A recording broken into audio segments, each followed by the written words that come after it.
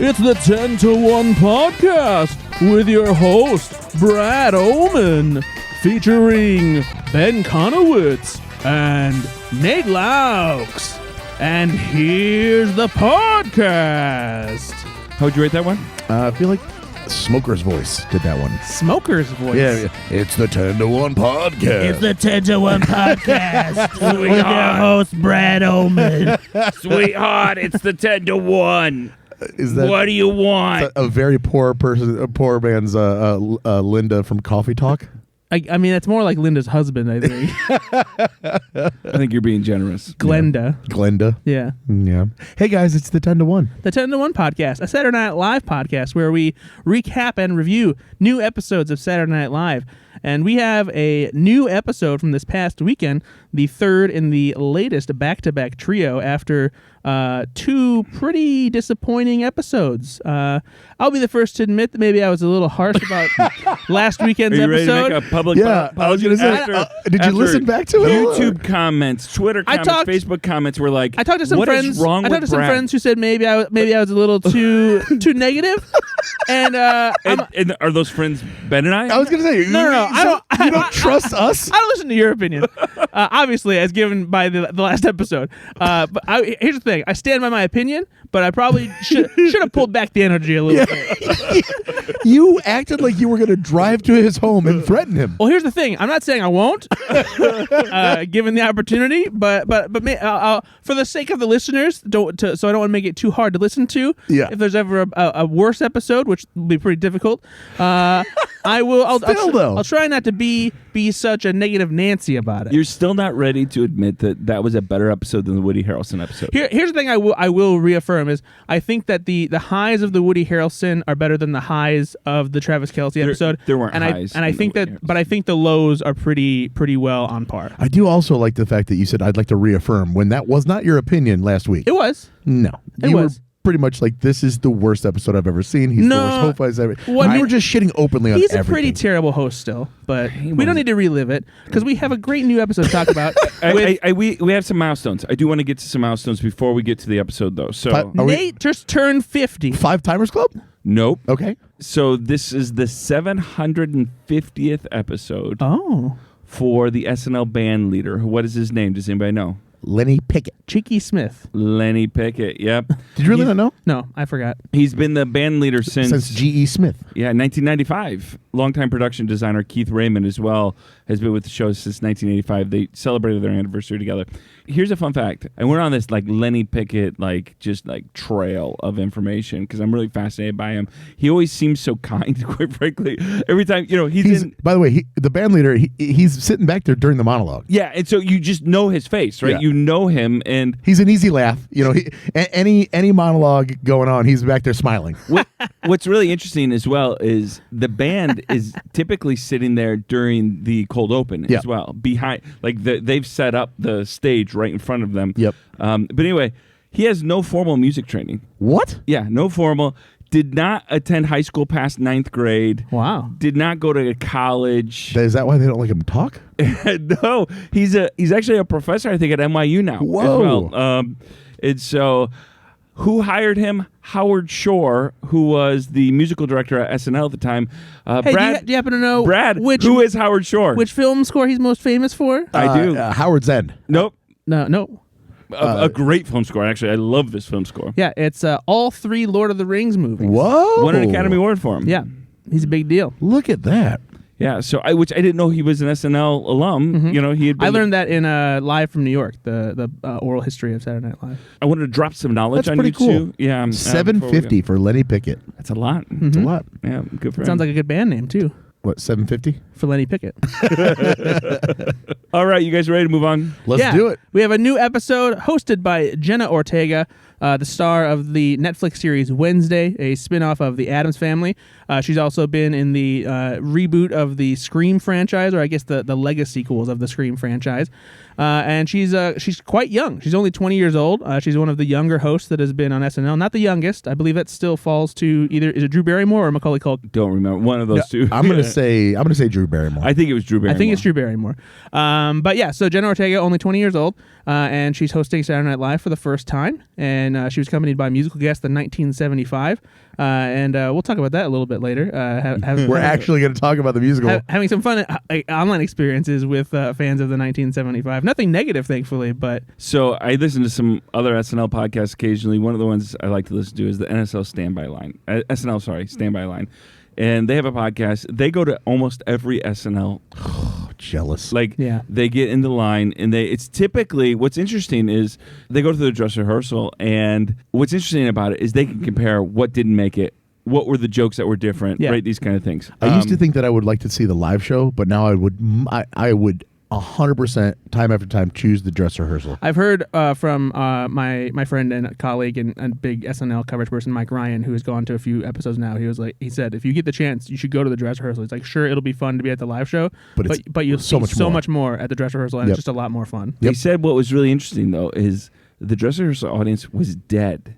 They said, why? Because it was filled with 1975 fans. They were not there to see SNL. Yeah, actually, I bet you it was a kind of a perfect storm of both Jenna Ortega fans and 1975 fans trying to get in that show, because I saw the SNL Standby Twitter account tweeting about how early they let tons of people go out of the line because of how big the line was. Yeah, and both of those would be huge draws, significant draws for younger people that probably are unfamiliar with Saturday Night Live. Yeah, almost like the what's the BTS? Is that the other one? Mm-hmm. The Korean K-pop? The K-pop band, yeah. And so they I remember the audience for that so show. Old, by the way. Which was yeah. What's that? What's the K-pop stuff? So I do remember though that audience went insane. Yeah. If you go back and see that episode when they were like, when whoever the host was introduced BTS, screaming. I mean, it's a Same with throng of fans. Taylor Swift too, when she was just the musical guest. Like it's crazy. Yeah. Crazy. So you had a semi-viral tweet about the lead singer. Yeah, and it's not like a huge thing, but it's kind of uncommon especially for something that is like this. But this was not like a hot. I mean, it was just a joke, right? Yeah, there are some celebrities who it was a good joke. Who if you tweet about them, you will get attention no matter what. Especially if it's positive. If it's negative, you might get some like backlash. People like Kristen Stewart, Robert Pattinson, and apparently Matthew Healy, the lead singer of the 1975. Now, if you've seen Matthew Healy, if you've ever seen an interview with him or something like that, he's a bit of a prat. He's kind of a dickhead, and he looks a bit like a douchebag. He carries himself that way. Go and look at the promos, and you will see him in there in all the promos, and it just comes across like like he's not even looking at the camera. He's just kind of aloof and like dude, whatever. I don't need to be here. Part of me thinks that like that's what like they're playing it up. Yeah, they wanted him to do, and like because they wanted the band to look cool behind him. But it didn't come across. On top of that, just go watch any interview with him, and you will be like, oh, okay. So I tweeted out Matthew Healy, the lead singer of the 1975, looks like a walking cigarette because he does. What's hilarious is that tons of his fans saw this tweet, like just found it. People that aren't following me. It has almost 1,000 likes now. Right now it's at 999. And they has 136 retweets. Burned down his house. And 52 quote Brad's tweets. House. The best thing is they're almost all from actual fans of his, and they're all either laughing about it or they're like, yep, that's why we love him. Yeah. And like getting a little thirsty too. Oh like, yeah, I want him in my mouth. Almost all of these are ladies who are like, "Yep, I'd smoke that cigarette." Like they're all just like, "Yep, that's why we want to fuck this guy." Yeah, Matthew Healy, bad for your health. Put him in my mouth. Yeah. Oh wow. Wow. So yeah, it's so if you tweet about Matthew Healy, maybe expect some attention. I love the one that's like, "Oh, you're using his formal name, his government name." Yeah, because everyone calls him Matty or just Matt. His government name. Yeah. Oh, okay. Wow. Well, learn something new today. So yeah, the 1975. There you go. Check out. Go learn about Matt Healy or don't. Or don't. Whatever. Don't. Let's get in the show. Nate, let's take us into it. All right. The Oscars red carpet cold open, written by Colin Jost, Jake Norwin, Kiera O'Sullivan, and Ben Silva. Celebrities like Mike Tyson, played by Kenan Thompson, Jamie Lee Curtis, played by Chloe Fineman, Colin Farrell and Brendan Gleeson, played by Mikey Day and Molly Kearney, and George Santos, played by Bowen Yang. He's getting his money out of that George Santos impression. Get interviewed on the 2023 Oscars red carpet, hosted by Mario Lopez, played by Marcelo Hernandez, and Maria Menounos, maybe, played by Heidi Gardner.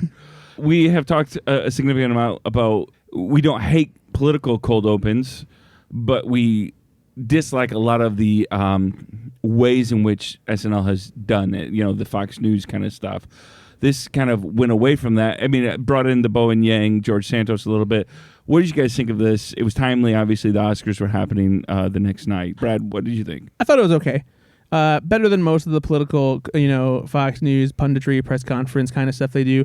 But it still wasn't great. It felt like it was a showcase of some celebrity impressions. And there was a few amusing parts. I thought Chloe Fineman's Jamie Lee Curtis impression was pretty decent. But there's also not a lot to, parody with Jamie Lee Curtis. They did what they could with it, but what they did with her as a character wasn't necessarily laugh out loud funny.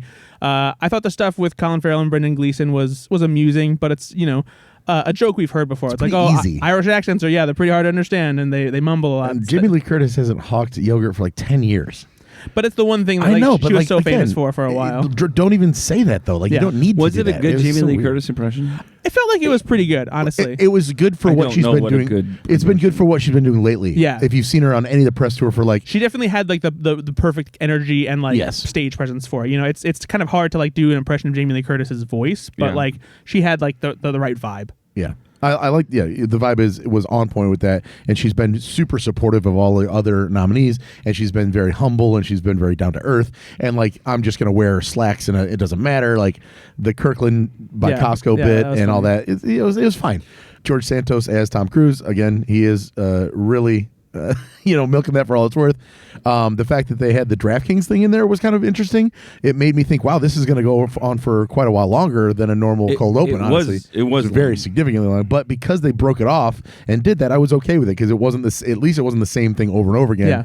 I wish they could have been a little bit more outlandish with the DraftKings stuff. The one thing I think probably was the best part of the sketch was the way that they mocked the format and the trends that usually happen with these kind of red carpet shows, talking about, and this is the part where we pan down to actresses' feet for no real reason. Which was clearly taken from actual awards. They always do it. And so the stuff that was mocking the actual silliness of red carpet reports, I liked, but the rest of it, it's okay, just okay. I like it when they push the envelope, obviously, and when they escalate. And they open the envelope at the Oscars. Oh boy, wow. I walked into that one. Yeah, he did. I walked the red carpet into that one. It was a champagne carpet. I hate you. So no. When they did the last bit that Dismukes said, where he said Harvey Weinstein introducing Kanye West, and then it cuts back to Heidi Gardner, and she goes, "A girl can dream." That's a good play to get. It's a bad thing to say, and then they escalated it with her. I really wish they would push more of that because they got a really big reaction from the audience. That's good. I want to see more of that. So I like this fine. It was an okay cold open. There was one thing, and it's being very pedantic, that drove me crazy throughout this whole sketch. And I know it should be nothing that I'm focused on, but it is. It was Marcelo Hernandez couldn't stop blinking. Go rewatch the sketch and watch how many times he blinks. Is there is it Marcello, or is it he doing maybe something Mario Lopez does and we just don't know? That's what I'm saying. Is I don't, because I don't. Listen, guys, as somebody who stayed in plenty of hotels, Mario Lopez does not blink that much. I think also you're in the cold open as probably one of the top two performers in there. He's new. It could have been nervous. People blink a little more when they're nervous. Sure. And it could be, I'd have to go back and rewatch it. Here I'm probably the dick that's he blinks too much and he's got a condition where he blinks. Once I noticed it, early in the sketch, I'm like, why is there something? See, and I didn't even notice it at all. So it never even hit my radar. Those are the things that take you. I'm like, why is he? So he just keeps blinking? To that same line, Mike Tyson's get up on Keenan was fine.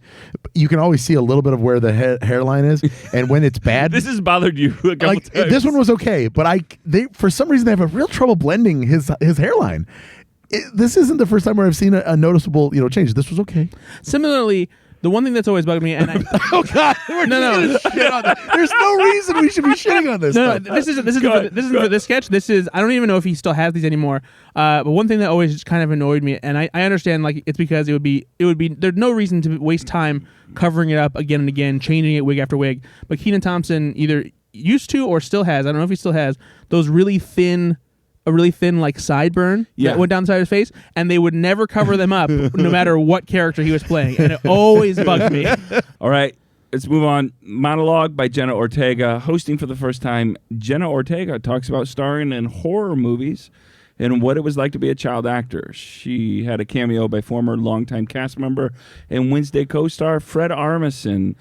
I am a Fred Armisen fan, so anytime Fred's back on the show, I'm very excited to see it.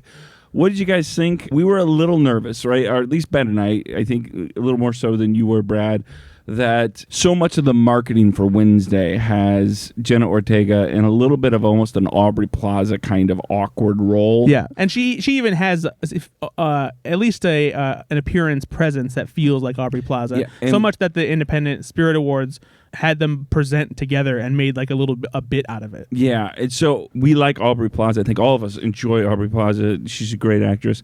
We didn't love her SNL appearance, though. Yeah. And so I was a little worried about it.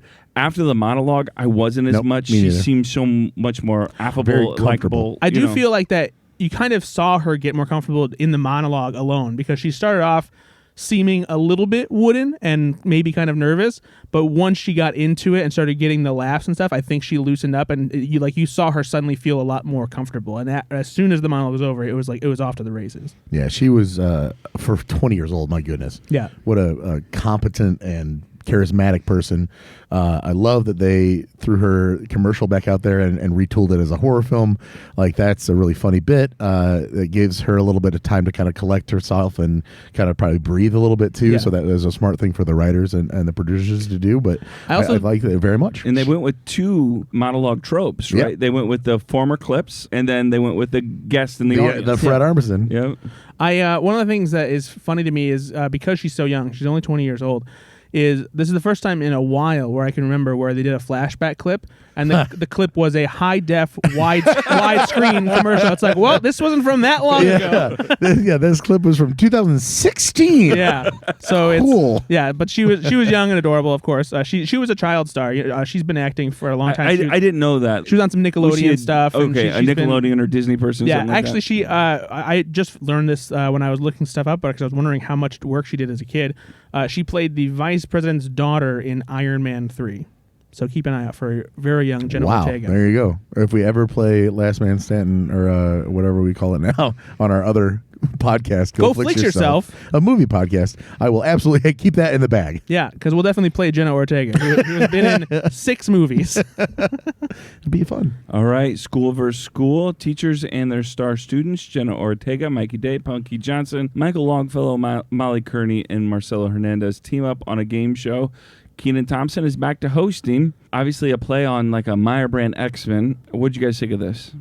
So my very first thought was, I don't know why they wouldn't have used real X-Men. It's not like they can't use the properties because they can make fun of anybody. Well, I think it makes it funnier, because if you make it real, it doesn't make logistical comedic sense for them to be acting like that.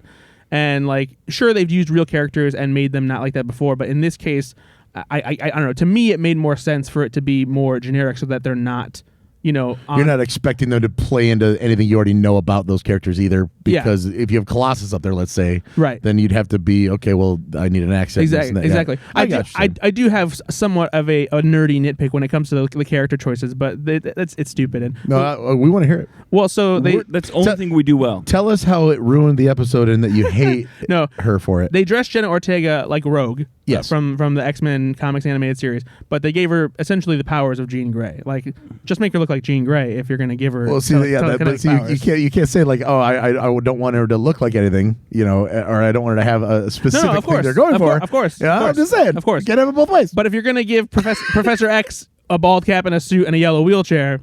That's what I think. That's where I'm coming from. Yeah, it was Professor X, and so then just do 2 other people, like do Rogue and do something else. Anyway, I'm just saying. I know the sketch itself. I thought it was a promising premise, and it would have been really funny. But I think that they started at 100 and they stayed at 100, and they didn't vary anything up. Like, the anger in Mikey Day's professor character should have built up, but he was immediately yelling.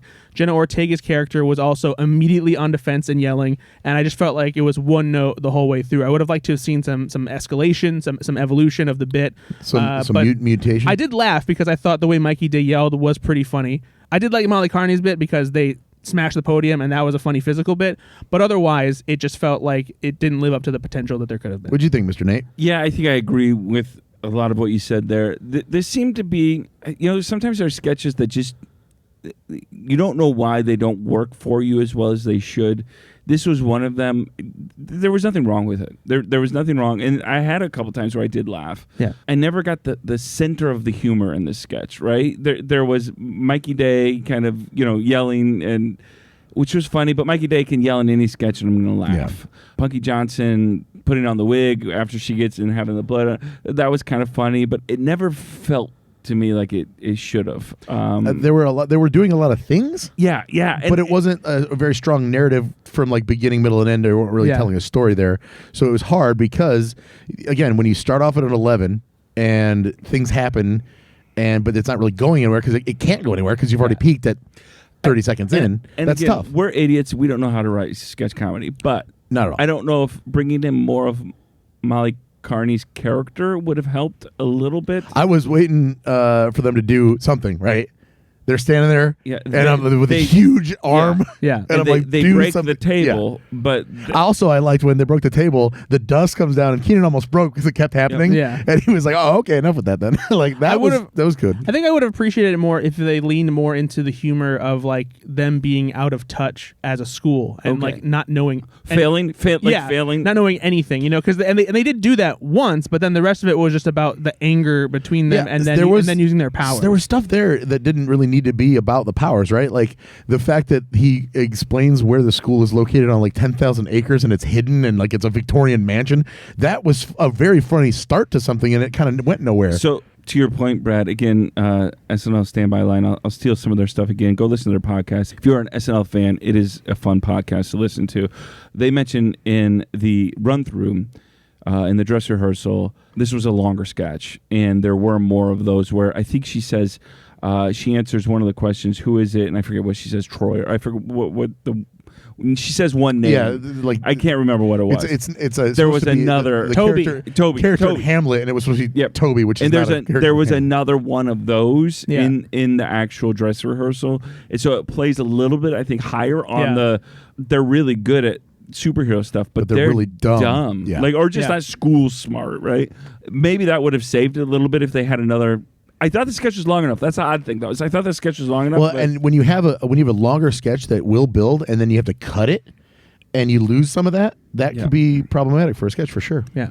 All right, moving on. For the third episode in a row, the Please Don't Destroy guys get a pre-tape in there called Road Trip, written by Dan Bulla, Martin Herlihy, John Higgins, and Ben Marshall, the Please Don't Destroy guys. 3 guys, played by Please Don't Destroy, go on a great American road trip with Jenna Ortega to help her relax. It also features James Austin Johnson and Michael Longfellow. I love a good song from SNL. Yeah. And I've been humming this song since I watched it. It's an earworm. It's very catchy. It is got a great hook. The idea that you are singing, they've done this before. I think they did this actually when Pete Davidson did the 3 Skinny Virgins or something like that, where you sing a little bit and then, kind of like the record scratch. It's a formula that worked, and I thought this was hilarious. I loved it. Again, it's an earworm. It's really good. This feels like what would happen if we went on a road trip, the 3 of us, and any one of our significant others was the 4th person. I felt like this. There were fights in there that are humorous fights, and I'm thinking we would probably honestly have recalculating. Did you really miss the one thing you're supposed to do here? It's just a little hard doing nav and music. And the guy in the back, it's just the price of being shotgun, huh? I guess. And the slow turn in the head. It's great. I just laughed so hard. I don't know if it's just because these are 3 best friends that have been making comedy since 2017. They're not old, right? And they know each other so well. The chemistry is just off the charts in this. I did like this because they let the song grow. It wasn't just a joke right off the bat. They were really singing a song about. I mean, it took a while for them to start getting silly with it, and I like that. It was very clever. You're not in charge of me. I get carsick when I read. There were so many great little one-liners in this, and Please Don't Destroy does a great job. Kudos to Jenna Ortega. She had a great voice, might I add. I didn't know that about her, but she sang well. But she brought something to the sketch, I thought, as well. Because you can't be a cardboard cutout here. You've got to actually act. And so, when she's slurping on that Slurpee, you want to. It's annoying, right? And she's still doing it. Why are you still doing it? But it was good. She did a great job. And then they ended it funny too. So yeah, I didn't see that coming. All right, moving on. The Parent Trap. Things go off the rails on the Parent Trap remake set when a crew member, bringing in old-time cast member Fred Armisen, steps in as the body double for an actress played by Jenna Ortega. Bowen Yang plays the director. I've seen online some people love this and didn't love this. I fall into the I love this, but I don't know if it's because I love Fred Armisen so much. I just thought some of his lines were so funny and so funnily delivered. You know who I like? Lisa Rinna. I just thought that was the funniest line. Also, you're being kind of a bitch. Being kind of a bitch. You like Schlitz? Schlitz beer? No, I love this sketch. I did too. And some people were like, this wasn't great. Fred Armisen excels at characters like this. This sketch actually, it reminded me of a tamer version of a sketch back from when Zac Efron hosted, where Fred Armisen plays an actress who is supposed to play Andy Samberg and Zac Efron's mother in a pizza rolls commercial, and she just keeps getting worked up and going, "You don't talk to me that way. I am your mother." That, yeah. And I really, and this kind of had a same feel for me, but it's just more laid back, and it's funny just to have him playing off of Jenna Ortega. It also reminds me that this is a very young cast. Yeah. It's jarring to see somebody who's not the host be an older male on the show, because Keenan does not age. He looks 25. Yeah, he looks. So it's really different to see a cast member that is of a certain age play along. And man, it was. I think the age did work well for this. And they haven't had a lot of older hosts recently either. No. So it did bring a different. I don't know if that's just an effort to try to build a younger audience, but maybe. I really like that because it kind of came out of nowhere to see Fred Armisen back on the show. Obviously, he's an older guy. That's why this sketch works so well for me, because of course, how silly is that they're playing twins and she's literally, in her teens, whatever, in this episode. She did a great Lindsay Lohan too. Like her. Well, I don't even think that she was doing Lindsay Lohan, because it's supposed to be like a remake with a younger actress, but she did do something it's subtle, but it's noticeable. Is she made her voice sound younger. She made it sound like a teenager, and she looks young anyway, but that's not her real voice. Like she definitely heightened the pitch a little bit and actually did acting with it, which I really appreciate. She did what Travis Kelce couldn't do for you. Exactly, in more ways than one. She's a professional actress, right? And that's why we don't need athletes on Saturday Night Live. Fun fact. The Parent Trap, the remake starring Lindsay Lohan, came out in 1998. Jenna Ortega was born 4 years later. Wow. Yep. Well, time to wrap it up, boys. I'm just going to go walk into the ocean. Dig a grave. Yep. Another way I felt super old was... Here's another way. Didn't know that Ridiculousness was an actual TV show, because I've never seen it before. Oh, really? Never. It is a full-blown MTV Tosh.0 ripoff. Yeah, I didn't know that. Yeah. Didn't know that. I don't watch MTV, and I haven't since like 1994. And is the host really Rob Dyrdek? Yeah. Because he has been on MTV now for 30 years. Yeah. Like the man is probably approaching 50. Ridiculousness started not long after Tosh.0 got popular, and Tosh.0 has been off the air for 2-3 years now. And it ran for 20 years. Yeah. No, they're on the like 18th season or something ridiculous. It's been going like for a long That's time. what made me feel even more ridiculous that I didn't know. Robin Big was a show that Heard of that one. Now I watched that a couple episodes Heard of that one. and I really thought it was pretty. That was a very clever show. Yep. And it was all about his bodyguard. It wasn't about Rob Dyrdek. His bodyguard Big was like a really, really fun to watch. Now, is Rob Dyrdek, was he a comedian? He was a professional skateboarder. Okay. And so, but of course, professional skateboarder with enough charisma to then, do that kind of stuff. So MTV, that's the perfect meld for MTV, right? And then, of course, they find out that this friend of his is a big guy and kind of watches his back. Okay, now there's a show. But then after that, they did like Fantasy Factory, where he had this, Rob Dyrdek basically, here's what I'm going to start doing this, and I've got this huge warehouse with all these skateboarders skateboard ramps and foam pits to drive into. But it wasn't just about that. It was about marketing and about like kind of his entrepreneurial spirit. And I actually like that as well. Ben, how long have you been a Rob Dyrdek super fan? No, That's exactly what I was thinking. I'm like, well, how do you know? No, so it's not. No. The best thing about Rob Dyrdek is he lives at 555. And then one time he said this, and it was so funny. This is what he said. Here's what I want to say about I sent him a letter, and he didn't write back. But if he did, this is what I meant he would say. But, like, Dear Ben, my biggest fan. As he's saying this, my eyes are getting bigger and bigger. Like, you know more about this guy than I've Wikipedia. seen these shows. So the thing is, though, I don't watch them for Rob Dyrdek. I'm not exactly. I just watch every Rob I'm Dyrdek not joking. show. Like, I'm not really. I watch them for the artistic presentation No. and hilarity that Rob Dyrdek brings to the table. No, I watch the shows for everything but him. Like I swear to God, I'm not watching I it for him. believe you. Like everything. I don't know, everything around him in these shows I enjoyed, but I actually did not know about this show ridiculousness or whatever. Oh, that's surprising. I really this didn't know. This is the only Rob Dyrdek show that I definitely knew about. Well, I'm not. This is 20 years ago. Robin Big was a thing, and that's when I watched TV. Is this a thing though, right? Where they do watch viral videos? yeah, all they do is watch like viral videos and they provide commentary. And they have three famous people on to talk but about not it. really famous though, right? I mean, like relatively famous. Fame adjacent. Yeah. Famous that they can get people to do it probably for free. I doubt it. They're probably still paid, but they're paid maybe like in like sponsorship. Like Chanel gift West cards. Coast is an actual person. Is that real? Chloe Feynman one. Yeah, it's an actual person that's on the There you show. go. There you go. Yeah. So is Stilo Brim, the guy that. Yeah, see, Keenan these played. all sound like things you'd buy in the store. No, that's what I'm saying. I looked it up. I'm like, Hey, these make are sure real people. when you get home, Get some Stilo get Brim. some Stilo Rim at the store. Because the sink is filthy. Lily 2 times is who Jenna Ortega. Is that a real thing? That is not a real Okay, person. see. So sketch wise, again, I didn't know anything about this. Yeah. I figured out it was real. I thought Jenna Ortega was very funny. She was. This was a good sketch in that it was absurd, and that made me laugh. I didn't think she was incredible in this sketch, but she did enough to make it funny. Like I appreciated the energy she brought to the table. Agreed. It felt different from what she'd already done before, and really from everything else that happened in the evening. She did a good job of playing different characters. And I thought Chloe Feynman did really well too. Yeah. I kind of want to go back to that thing you talked about. Yeah, before. yeah. No more cat ball, y'all. yeah, and it was really fun. Mikey Day's reactions as Rob Dyrdek were also very funny. he He's really oh set no! this for me. And actually, to give the crew respect too, they did a very good job of recreating the set of ridiculousness. Like it looks exactly Wait, like. let me ask the expert, Ben. What did you think? So I've got all seasons on DVD. Is that a thing still? It is. Okay. I did. So overall, it's a funny enough premise, a funny enough sketch. I didn't really obviously realize that those are two real people. I didn't know the show was a real thing. But that all being said, the only thing I really wish is that they would have Brought the real Rob Dyrdek on so you could get really that excited. would have been awesome. It would have been. Yoink. I know that they can't do this budget reasons and whatnot, but if they could have had a way for the last joke of the night was the guy is going to come down the laundry hamper, right? And he's gonna what?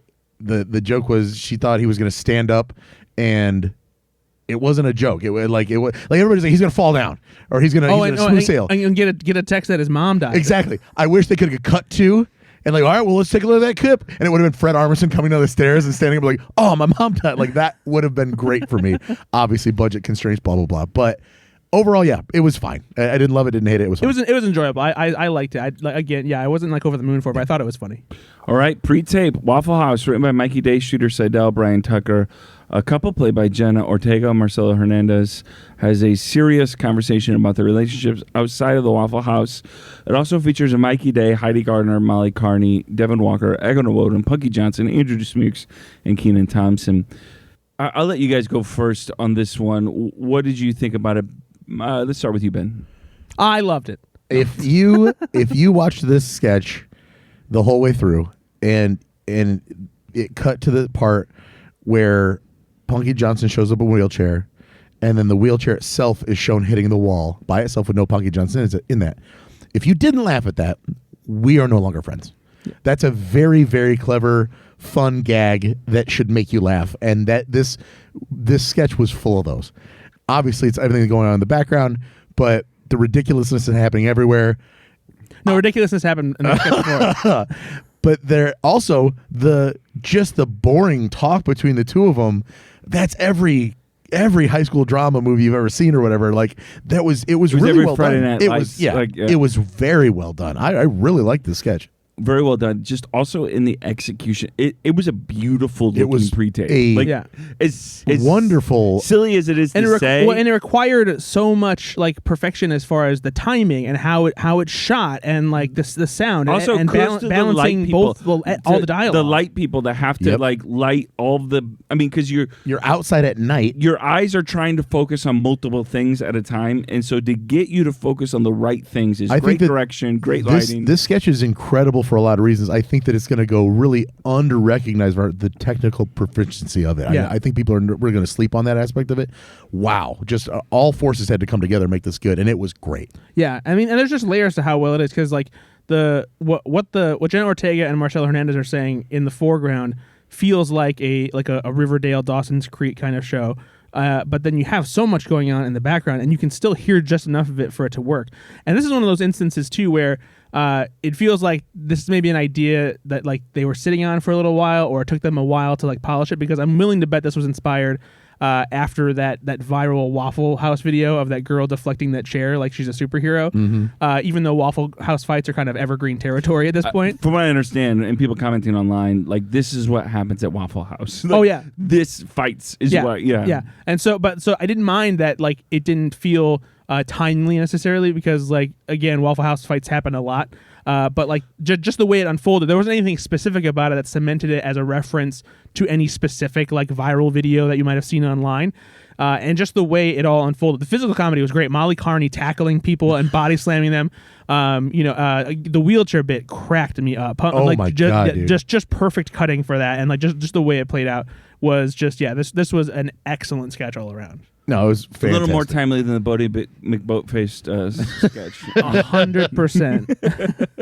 All right. It's time of the 10 to 1 to get out our Bradometers and ask, what did Brad think of the Weekend Update team this week? Did they have enough chemistry? Did they make him laugh enough? Did they maybe, again... Did they kiss? Did they have a romantic moment? Now, Ben and I get to judge first of where we believe Brad's Bradometer resided this week. It was a little harder for me this week. Really? I've got a hard number. You got a hard number? Yep. What is it? 92. 4 inches. I think this was... 92. Nope, it can't be 92.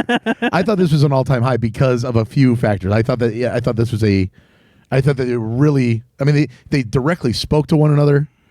Michael Chase stopped the presses pretty much. There was a lot there. Now, 92 is what you went with a couple weeks ago when I thought it was like their best one of the season. I gotta say 92.1 because this was just better than that. I think that this is the highest. You think it's the best? I think it's the best it's been this season. Okay. I thought it was very good, but I don't think it was the best. Okay. I'm going to go 84. All right, so Ben's losing his touch a little bit because it's not the best of the season. It's still very good. I thought it was very I was so up there though. It's still very good. Didn't feel quite as funny as it was in previous. That's instances. what I thought too. So a little less, not bad, but not close to. What's the number? Close enough to the. I never give a number. You guys do the numbers. I mean, I'm pretty sure you'd give us a number. 87. Okay, thank you. Okay, what did you say? It's more important. Nate, what'd you say, Nate? I said 84. Okay, so I was closer, and I didn't go over, which makes you lose. Price is Right rule. Usually, it's like you say Ben's right because Ben gets it right. He's been right Yeah. for So you don't give a number; you just say Ben's right. Yeah, this time he overshot though. Yeah, it's all right. I thought that maybe you were not the best. I thought because I'm going to take the W. I'm going to take the W on this one. You hated Kelce so much that like no matter what it was going to be the best thing I've ever seen. That's also what I thought. No, that's not true. All right, well, still in a lull from last week, I see. So what did you guys think of edited footage for the January 6th Capitol attack, a man's plan to live underwater for 100 days, jokes, anything that stuck out for you on the Weekend Update? No, as far as one-liners, I didn't think overall it was like one of their better ones of the season. It wasn't bad necessarily, but it was fine. It was fine. Whatever joke that Michael Chase said and then followed up with, I don't know why I thought that would make you laugh. Yeah, that was a really funny second tier part of that joke. I don't even remember what the first part was. I guess during the dress rehearsal, the joke about Meghan Markle, I guess everyone groans, and he looked over to Colin and said, "See, I told you all of the jokes that I like make everyone sad." Which seems like a very Che thing Well, to say. I was actually talking about the dress rehearsal, so it was a 92 for the dress rehearsal. No, but this idea of them, though, like knowing, I just love the idea of them knowing this joke is gonna bomb. Yeah, like I'm keeping it in. Going with it, or it's not gonna bomb because I think laughter isn't the only outcome that you might want sometimes. For Especially for Michael Che. Groans are more than accepted. That's a currency that pays the bills for Michael Che. Let's get into the weekend update bits. Tennessee Lieutenant Governor Randy McNally, played by Molly Kearney, stops by Weekend Update to address getting caught commenting and liking on gay thirst traps on Instagram. I just feel like Brad should talk about this first. What did you think? This was hilarious. I hope that Molly Kearney can keep finding characters like this, because the mustache did phenomenal work making them look like this innocent, chubby politician, and just the look on their face was hilarious. Not to mention the voice; it was a perfect character for them to play. I loved this. The physical manifestations that they came up with doing this, with the little wink and the nod on the chin, and like the dancing fingers on the table. I was laughing harder at that than probably any sketch tonight. This is the I kind was of laughing stuff, so hard. This is the kind of stuff that where they remind me of Chris Farley. Oh, there's 100%. definitely an innocence, like mischievous presence here. You know, very coy, very subtle. But my God, I was really laughing hard. Like, this is a great bit. I didn't love it. What? Really? I loved Molly's performance. I think everything you just said, in a sense, was right. I didn't love the whole Randy McNally stuff. I didn't think he was a predominant character enough in our culture to, like, I just didn't think it was that funny. Like, I didn't think the premise was that funny. No, it was. I thought I will always laugh at Republicans getting caught doing gay things. It's so hard to kind of bifurcate here, because I think Molly was great. And I absolutely agree with you. The little things that they flourished out in this bit demonstrated their giftedness. It just didn't hit me. And I think it's probably surprising to me. It's probably on me. Honestly, it might be one that I go back and rewatch. I haven't rewatched all of the Nate, were you worried sketches. because you might get caught liking gay thirst traps? You know, he's pretty out and proud with it, though. That's fair. It is really funny, though. I do love gay thirst traps. No, but do you guys ever, when you like something on Facebook or Instagram, think, I want to make sure that people don't think that I'm endorsing something? So sometimes on Twitter, I'll like something so that I can go back to it later and send it to somebody. Like, I see it when you tag it. And I think, oh, man, I hope... Now, this was not what Randy McNally was doing. Let me be clear. Randy McNally apologist Nate Laux on the 10 to 1 podcast. It'll be something silly like, like you said, a Republican says this, and I want to. It's 12:30 at night, and I want to send it to you guys, or I want to send it to somebody, and I'll like it because I don't know how to save it. And so, I'm like, old. I'm like, I'm sure people are thinking, what? We're gonna print you off some MapQuest directions so that you can get some help there, Nate. Don't worry. All right, moving on. Another Weekend Update bit. James Austin Johnson's Random Celebrity Impressions, written by Mike DeCenzo, James Austin Johnson, and Jake Nordwin. James Austin Johnson stops by Weekend Update to share some short celebrity impressions. This was another thing that was allegedly longer during the dress rehearsal. Oh, I wish it was longer. Too. It was so good. It was just I could watch James Austin Johnson do this bit for 10 minutes at least. So this is the second Weekend Update in a row where it almost feels like, oh, you know what we should do? Let's just, because Punky and Mikey Day, right? And that felt it wasn't, but it felt like thrown together. Yeah. And this is like, oh, I'm just going to stop by and send James Austin Johnson out for a few minutes. And you know what? Do more of this, guys. Let's all take a big break here and say it's okay to not have a fully fleshed out character bit. This stuff is still very funny, and we're here for it. They're very clever little bits that work, and I'm sure that he does this all the time on the stand-up stage too. Sure. There's got to be a section where I love the fact that he's like, I've got these 2-second bits that are just eating away in my brain. I don't know what to do with them. Like, I love that. Yeah, it's a clever way of him to do impressions, but also use them to make like another joke that adds a layer to it. And then, I mean, honestly, he brings out his best impersonation, which is obviously Donald Trump, but he's done it a billion times in the show, but it didn't feel stale. Yeah. It really energized that impersonation because you just see how talented he is when doing it without the makeup on. And it shows how simple a joke can be that can still be really funny. The Jay-Z yelling from the basement one. The dumbest premise. How are you going to do that? Well, because he's literally blackface. I'm downstairs. I'm off screen. It was so funny. It was. Yeah. It was just so funny. And the Bob Dylan on vibrate cell phone. Come on. I laughed so hard. Oh my God. I really laughed. Yeah.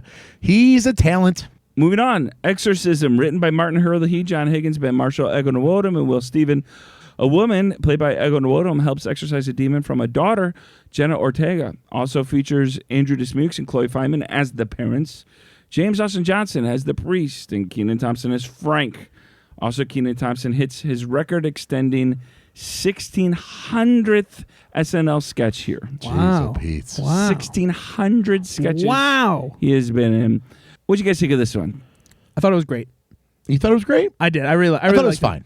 I thought it was great. What did you love about this one? Ego Nwodim, for sure. Okay. She made the sketch for me. Jenna Ortega was pretty good. I liked the voice effect that they did, even though there was a little moment when they forgot to shut it off and you heard part of Ego's line get distorted with their voice filter. I did love that Jenna Ortega went all in on this one. Oh, yeah. For sure. The one thing that I wish maybe they would have done that might have made it funnier, even though I do understand that making an older character probably makes it a little bit more believable, if you will. This character felt like it wasn't too much of a departure from Lisa from Temecula, and I almost wish that they would have turned that into a recurring character and just put her in completely different scenarios and use her in that way. But because the voice that Ego did was very similar, had a little bit of a rasp to it and had a little bit of like that attitude. But she definitely made the sketch for me. I love the way that she just like wasn't putting up with any of this nonsense, the way she dealt with the exorcism. Kenan Thompson coming in as her husband, just reluctantly be like, well, all right, I guess this is what we're doing, you know? And so like I liked it. Ben, what did you think?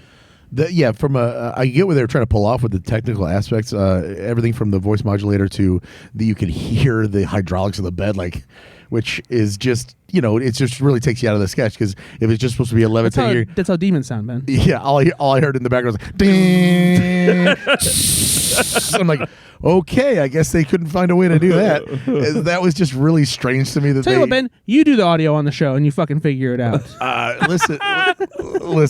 In the 80s, they just would have had a couple of stagehands in the back lifting her up, and there would have been no noise. Under there, like doing like I'm not joking. That's exactly what, and it would have been better.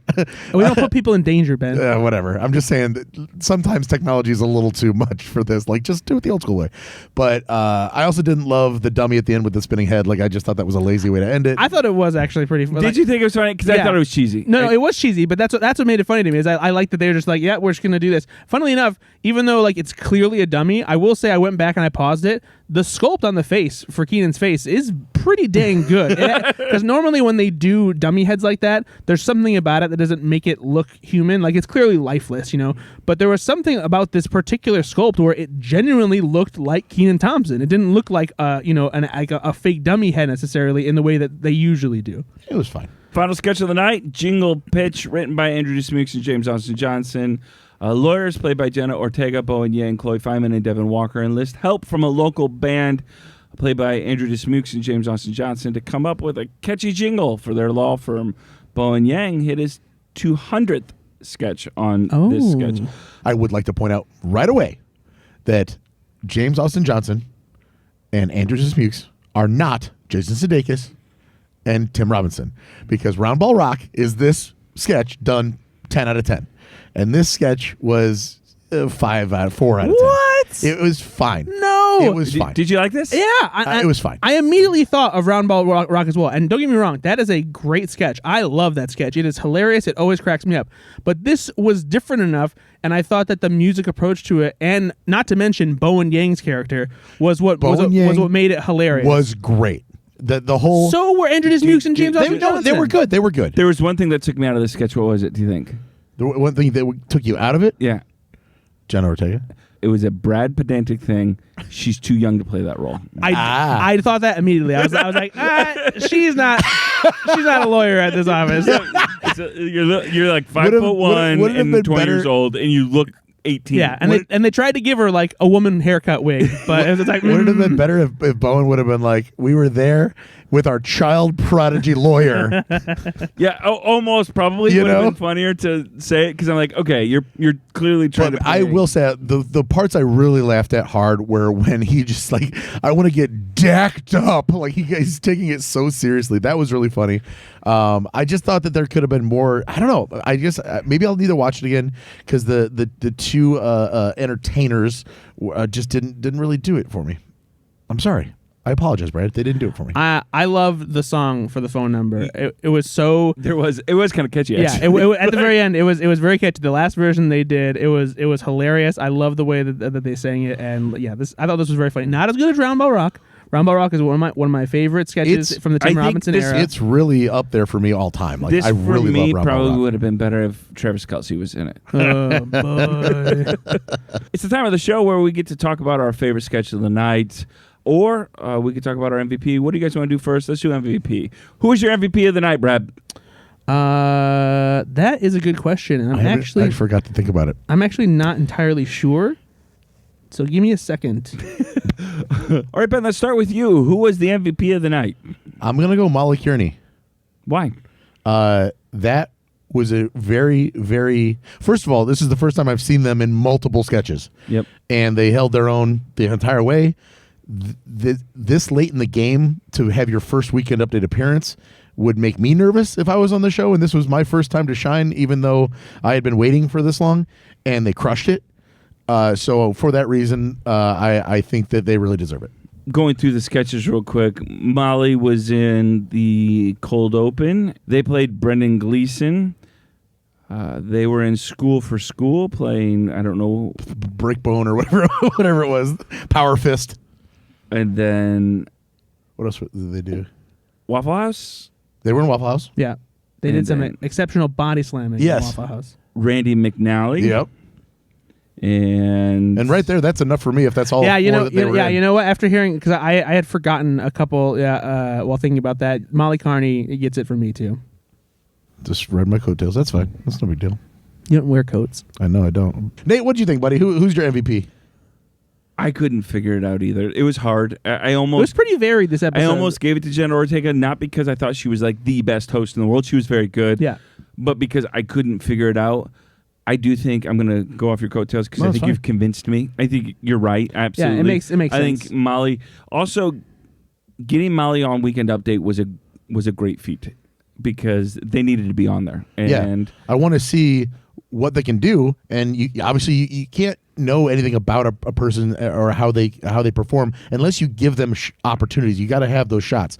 And much to that respect, I want to see more Punky. I want to give her some time. Give Punky some space. Let's see what she can really do. Because there was something that don't came Melissa out. Villaseñor her. Yeah.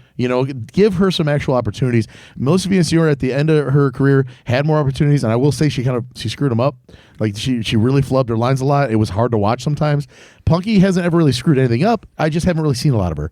So I'd like to see Punky get the Molly treatment. Let's get out there and get her some more rips. I think you're being a little unfair to Melissa Villaseñor because she was on the show for a while. She was and- on doing for like nothing. 6 doing seasons. Nothing. Yeah. Doing nothing. I don't say she, no. had She some was, did, like, she had impressions. some Sorry, great she did impressions. impressions. She just didn't know where to fit outside of an impression that worked for her. She's not like Chloe Feynman, that is a very skilled impressionist, Yeah.